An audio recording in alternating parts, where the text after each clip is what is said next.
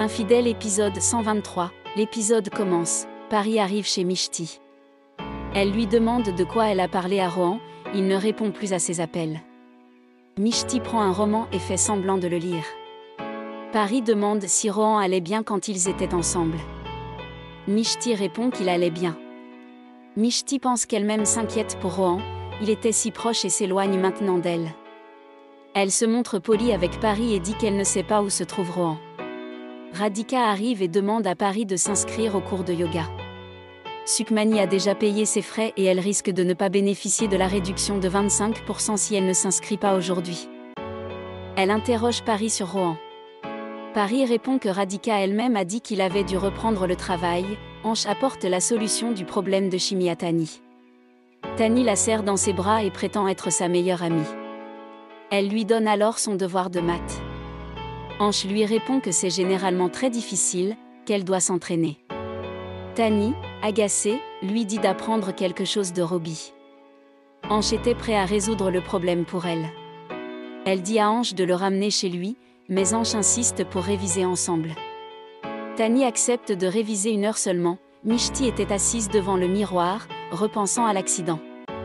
Elle entendit le clic de la porte d'entrée et se dirigea vers le couloir. Rohan se précipitait vers sa chambre. Des larmes coulaient des yeux de Mishti, tandis qu'elle souriait d'excitation. Elle se dirigea vers la chambre de Rohan et demanda où il était allé. Elle était terrifiée, mais Rohan ne se souciait pas d'elle. Incapable de retenir ses sanglots, elle se demanda pourquoi il n'avait pas répondu à son appel. Elle se frappa la poitrine, se plaignant de sa négligence, puis pleura, la tête contre sa poitrine, car elle était terrifiée. Rohan la retient loin de lui. Il lui demanda ce qu'il devait faire. Il ne pouvait pas rester loin d'elle. Même s'il savait qu'il ne pouvait pas vivre sans elle. Qu'aurait-il dû lui répondre au téléphone ? Il avait décidé ce qui lui semblait juste, il devait partir.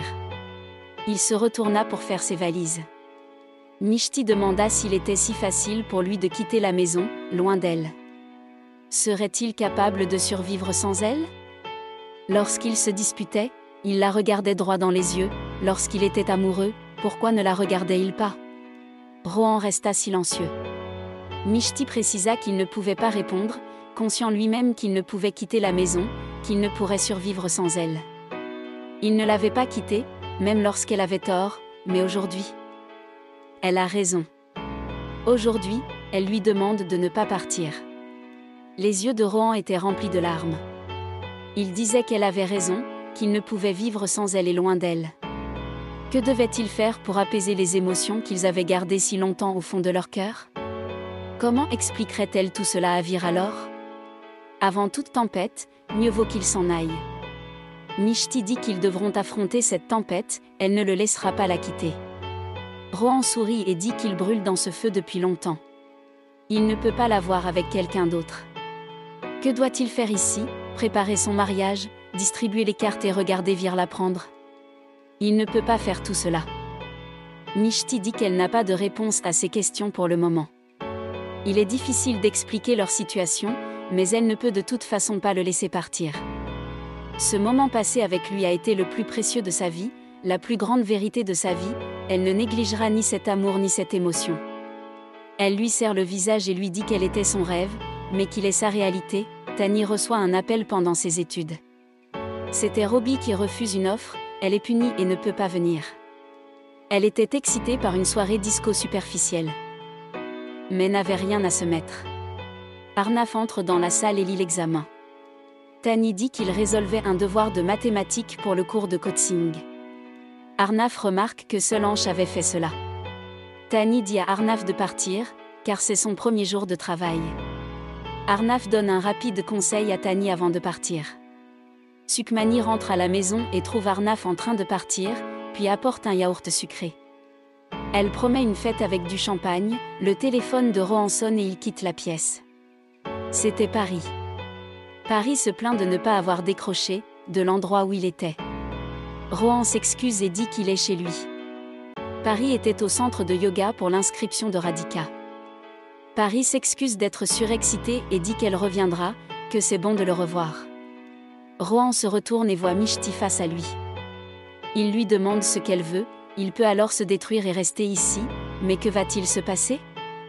Pourront-ils un jour s'unir? Non. Où cette relation peut-elle les mener?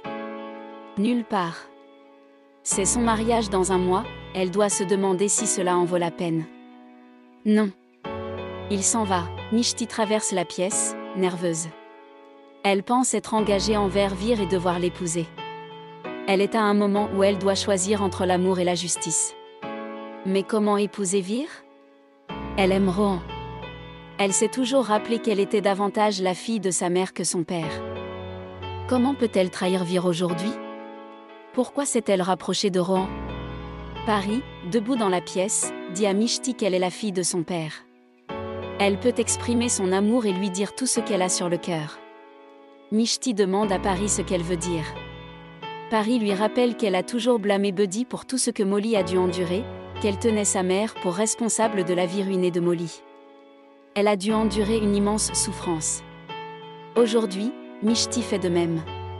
Mishti se sentait mal à l'aise. Pari dit qu'elle est engagée envers Vir. Mais qu'elle a continué avec Rohan, elle n'avait jamais imaginé que Mishti puisse faire une chose pareille. Mishti mesure toujours le bien et le mal, alors comment peut-elle aimer Rohan? Pourquoi Mishti veut-elle les entraîner dans un fardeau qu'ils portent depuis des années? L'erreur de leurs parents les hante depuis des années. Elle a toujours détesté Buddy, mais qu'en est-il des actions de Mishti aujourd'hui? Ça ne peut pas être bien aujourd'hui. Les règles sont les mêmes pour tous, ce qui est mal le sera toujours. Elle interroge Mishti sur sa décision, elle doit en prendre une immédiatement, sinon il n'y aura plus de différence entre eux. Elle affirme que Mishti est la fille de son père. Une traîtresse. Mishti nie l'être et pleure en se bouchant les oreilles. Radhika et Pari étaient rentrés chez elle et entendaient Mishti crier. Mishti se ressaisit et assure à la famille qu'elle allait bien. Un peu terrifiée, elle se souvenait de ce qui s'était passé près de Lonavala. Radhika était tendue d'avoir vu Mishti ainsi. Son cœur refuse toute explication de la part de Mishti. Elle était perdue la veille et n'avait même pas répondu lorsque Pari frappait à la porte. Elle prévient Mishti que les cartes de son mariage sont imprimées et que les deux familles sont impliquées. Mais elle ne voit aucune joie sur le visage de Mishti. Elle confirme qu'il n'y a vraiment rien de grave. Mishti assure à grand-mère qu'elle va bien. Pari console également Radhika en lui disant que Mishti va les quitter, ce qui explique son comportement un peu étrange. Elle a vu beaucoup d'amis se montrer bizarres avant le mariage. Et il y a peut-être une autre raison. Mishti a l'habitude de donner des ordres à tout le monde et, après le mariage, elle devra obéir à sa belle-mère. Elle envoie Radhika chercher son petit déjeuner. Mishti sourit à Pari, Tani dit au revoir à Sukmani avant de partir à l'école. Sukmani arrête Ansh. Elle lui dit que Tani a commencé à sortir en discothèque et qu'il doit lui parler. Ansh lui répond que Tani ne prend pas ses paroles en considération et qu'elle cesserait de lui parler. Sukmani s'inquiète pour Tani et demande à Ansh de la surveiller, c'est son devoir de meilleure amie. Pari pose une main sur l'épaule de Mishti et lui dit qu'elle a raconté toutes ses bêtises à grand-mère pour qu'elle ne se crispe pas. Mais il y a sûrement quelque chose qui trouble Mishti. Elle connaît bien Mishti, ce qu'elle ne peut pas lui dire. Mishti n'est pas de celles qui voudraient reporter leur mariage sans raison valable. Mishti dit qu'elle ne peut rien dire à Pari. Pari dit qu'elle est sa Pari et qu'on peut lui faire aveuglément confiance. Si elle ne veut pas épouser Vir. Mishti pense que Pari la comprend vraiment, elle ne veut pas épouser Vir et aime quelqu'un d'autre. Mais comment peut-elle dire ça? Mishti veut passer du temps seule. Pari n'était pas prête, elle dit qu'elle l'observe depuis des jours maintenant, mais qu'elle ne peut plus se taire. Il y a certainement un problème entre elle et Vir. Si quelque chose trouble vraiment Mishti, elle ne devrait pas épouser Vir. Elle se tiendrait à ses côtés, et elles examineraient tout ce qui se passerait à l'avenir. Elle a changé pour Vir et sa famille, mais ce n'était pas agréable dès le premier jour. Elle n'aurait pas dû changer d'identité, car cela ne lui promettait pas le bonheur à vie.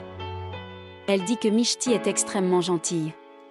Elle veut cette Mishti qui souriait toujours, rayonnait d'énergie positive et assurait que tout finirait bien. Si elle n'est pas sûre de Vir, elle ne devrait pas se marier. Ils ont été témoins des relations compliquées de leurs parents, ils ne devraient pas faire la même chose avec les leurs. Elle doit toujours se rappeler que pour elle, Pari, le bonheur de Mishti est primordial. Elle ne désire que son Mishti. Mishti sourit maintenant et serre fort Paris dans ses bras. Ainsi l'épisode se termine. Merci et à très bientôt.